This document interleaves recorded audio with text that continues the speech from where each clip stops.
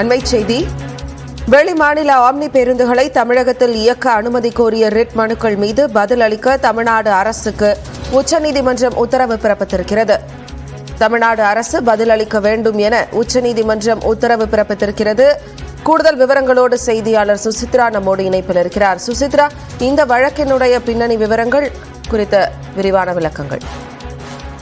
வெளிமாநில ஆம்னி பேருந்துகளை தமிழ்நாட்டில் இயக்குவதற்கு தடை விதித்து தமிழ்நாடு அரசாங்கம் சார்பாக ஏற்கனவே ஒரு அரசாணை என்பது வெளியிட்டிருந்தது. அதற்கு எதிராக பல்வேறு மனுக்கள் உச்சநீதிமன்றத்தில் தாக்கல் செய்யப்பட்ட நிலையில் இன்று திருமலா டிராவல்ஸ் என்ற தனியார் பேருந்து நிறுவனத்தின் சார்பாக ஒரு ரிட் மனுவானது தாக்கல் செய்யப்பட்டது. அந்த மனுவின் மீது பதிலளிப்பதற்கான ஒரு உத்தரவை தற்போது தமிழ்நாடு அரசுக்கு உச்சநீதிமன்றமானது பிறப்பித்திருக்கிறது. ஏற்கனவே பல்வேறு கோரிக்கைகள் வெளிமாநில ஆம்னி பஸ்கள் என்பது வெளிமாநிலத்தில் அவை பதிவு செய்திருந்தாலும் தமிழ்நாட்டில் எந்த ஒரு விதிமுறைகளையும் அவை மீறவில்லை, முறைப்படியான ஒரு உரிமைகளோடு தான் அவை இயக்கப்பட்டு வருகின்றன என்ற ஒரு கருத்தை தற்பொழுது ஆம்னி பஸ்னுடைய உரிமையாளர்கள் சார்பாக முன்வைக்கப்பட்டுள்ளது. அதன் அடிப்படையில் தங்களுடைய பேருந்துகளை இயக்குவதற்கு அனுமதிக்க வேண்டும், தமிழக அரசினுடைய அந்த அறிவிப்பிற்கு தடை விதிக்க வேண்டும் என்ற ஒரு கோரிக்கையை தான் ஆம்னி பேருந்து உரிமையாளர்கள் கோரிக்கையாக முன்வைத்திருந்தார்கள். அந்த மனு மீது தற்பொழுது பதிலளிப்பதற்கான ஒரு உத்தரவை தற்பொழுது உச்சநீதிமன்றமானது பிறப்பித்திருக்கிறது. ஏற்கனவே இந்த விவகாரம் தொடர்பாக தாக்கல் செய்யப்பட்ட அந்த மனுவில் தான்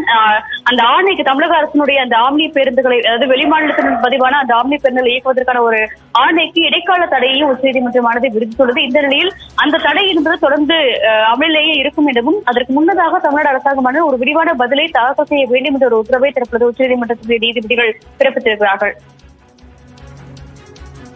விரிவான தகவல்களுக்கு நன்றி சுசித்ரா.